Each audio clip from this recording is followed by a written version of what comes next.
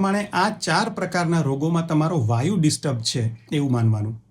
સૌથી પહેલું તો ડાયજેસ્ટિવ સિસ્ટમને લગતા પ્રોબ્લેમ્સ, જેમાં ગેસ છે, એસિડિટી છે, કબજિયાત છે, બ્લોટિંગ છે, એવા બધા પ્રોબ્લેમ્સમાં તમારો વાયુ ડિસ્ટર્બ છે. બીજી વસ્તુ ન્યુરોલોજિકલ પ્રોબ્લેમ્સ, જેમાં તમારું બ્રેઇન ઇન્વોલ્વ છે. દાખલા તરીકે પેરાલિસિસ કે એવા કોઈ પ્રોબ્લેમ્સ છે તો એમાં પણ તમારો વાયુ ડિસ્ટર્બ છે.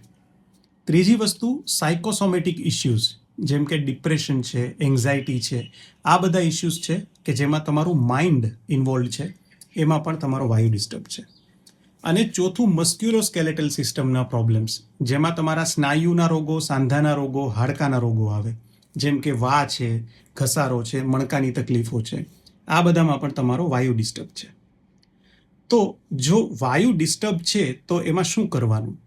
તો એકચ્યુઅલી આયુર્વેદમાં બહુ જ ડિટેલમાં આનું વર્ણન છે, પણ જો હું તમને બેઝિક અમુક વસ્તુઓની વાત કરું ને, તો ખાટો ખોરાક, ખારો ખોરાક અને ગળ્યો ખોરાક, એટલે એવો ટેસ્ટ કે જે ખાટો છે, ખારો છે અને ગળ્યો છે, એ તમારા વાયુને બેલેન્સ કરવામાં હેલ્પ કરે છે. સો તમારી પ્રકૃતિને અનુકૂળ આવે એ પ્રમાણે આ ટેસ્ટનો ખોરાક તમે લઈ શકો. એની સાથે સાથે તમારી સ્કિનને અને તમારા બોડી ટાઈપને અનુકૂળ આવે એવો ઓઇલ મસાજ તમે કરી શકો. ઓઇલ મસાજ કરવાથી પણ તમારા વાયુનું બેલેન્સ થાય છે. એટલે જ ઘણા લોકોને પેરેલિસિસ હોય કે સ્ટ્રોક આવ્યો હોય તો તમને ઓઇલ મસાજનું સૂચન તમારા ડૉક્ટરો પણ કરે. તો તમે આઈધર કેસ્ટર ઓઇલથી કે તલના તેલથી કે કોકોનટ ઓઇલથી તમે ઓઇલ મસાજ કરી શકો. શેક પણ કરી શકો. શેક કરવાથી પણ તમારો વાયુ કંટ્રોલમાં રહે છે. એની સાથે સાથે આયુર્વેદિક ડૉક્ટરની સલાહ પ્રમાણે અમુક પ્રકારની દવાઓ પણ શરૂ કરી શકો. બહુ જ બધી દવાઓ છે, પણ તમારી પ્રકૃતિ પ્રમાણે જે બેસ્ટ સુટેબલ દવાઓ છે એ તમે કરી શકો.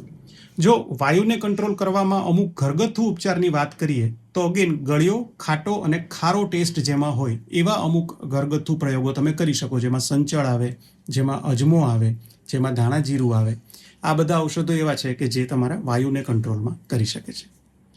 આને લઈને કંઈ ડાઉટ હોય તો તમે મને પૂછી શકો, અને જો આ વિડીયો ગમ્યો હોય તો શેર કરજો. Thank you so much.